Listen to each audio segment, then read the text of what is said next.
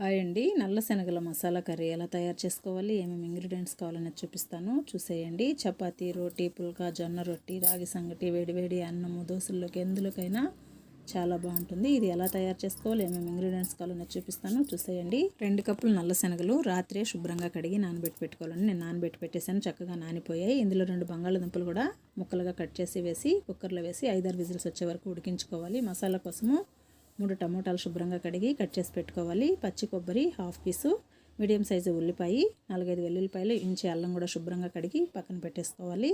Mixie jar తీసుకొని ఉల్లిపాయ, కొబ్బరి, వెల్లుల్లిపాయ, అల్లము ఒకసారి గ్రైండ్ చేసుకున్న తర్వాత టమోటా ముక్కలు కూడా వేసి గ్రైండ్ చేసుకోవాలి. పేస్ట్ అయితే రెడీ అయిపోయిందండి.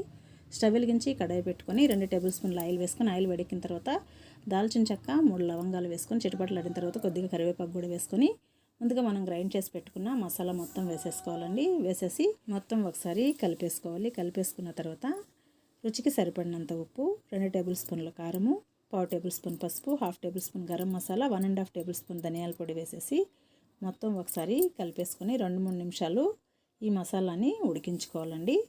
ఇప్పుడు ఇందులో మిక్సీ జార్లో కొద్దిగా నీళ్లు వేసి ఆడించి అది కూడా వేసేసి ఇంకాస్త నీళ్లు వేసి మూత పెట్టి 4-5 నిమిషాలు ఉడికించుకోవాలి. శనగలు కూడా ఉడికిపోయాయి. ఇందులో నుంచి బంగాళదుంపలు సపరేట్ చేసి మీడియం సైజు ముక్కలుగా కట్ చేసుకోవాలి. శనగలు కూడా ఇందులో వేసేసి ఉడికించుకోవాలి. శనగలు వేసాక 5-6 నిమిషాలు ఉడికించుకోవాలండి. చూసారు కదా, చక్కగా ఉడుకుతుంది. ఇప్పుడు ఇందులో మనము బంగాళదుంపలు పక్కన తీసి పెట్టాం కదండి, అవి కూడా వేసేసి మరో 5-6 నిమిషాలు సన్న సెగ పైన ఉడికించుకుంటే కమ్మటి నల్ల శనగలు బంగాళదుంప కర్రీ అయితే రెడీ అయిపోతుందండి. చాలా బాగుంటుంది, తప్పకుండా ట్రై చేయండి.